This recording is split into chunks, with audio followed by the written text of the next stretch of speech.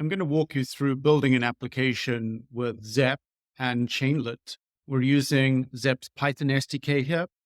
And what we've done is we've built an e-commerce application, in particular, a shoe store bot. We have a bunch of different prompts here. We have a welcome message. We have a base prompt. This shoe store sales assistant is responsible for both managing customer orders, so sales, as well as returns and exchanges.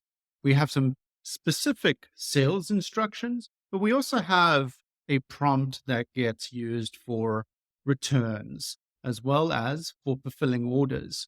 We're going to load a conversation around a previous order into Zep when we start the application so that we have a history to work from.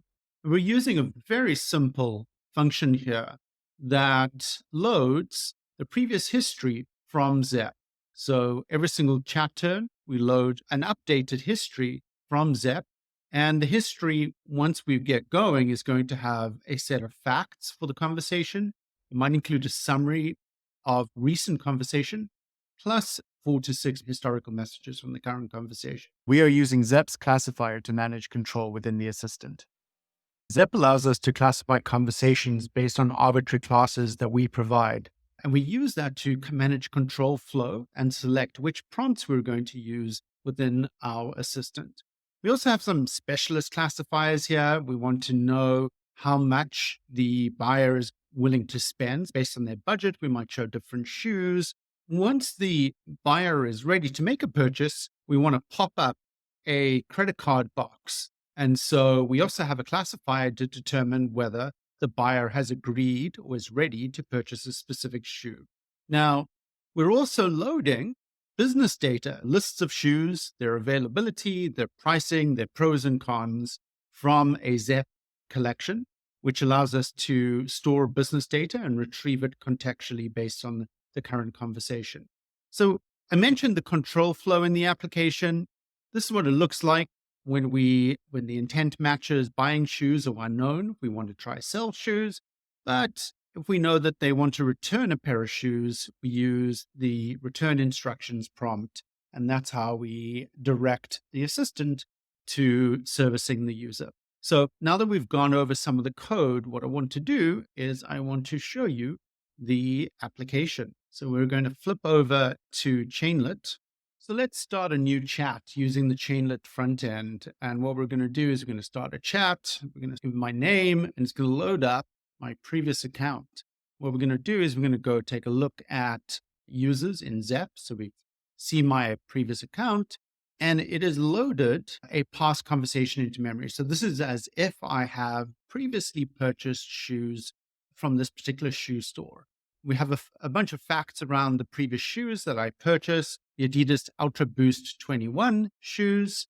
So let's tell the assistant that we're here to return a pair of shoes.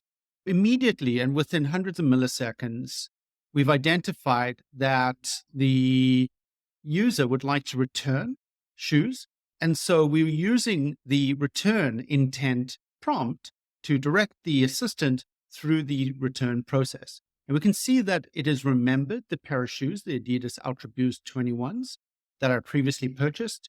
And I can say, yes, I would like to return them. The agent asked whether we want to exchange for a new pair of shoes. Yes, I'd like a new pair of shoes. No Adidas this time. Okay. Do we have any specific brand in mind? I've started trail running.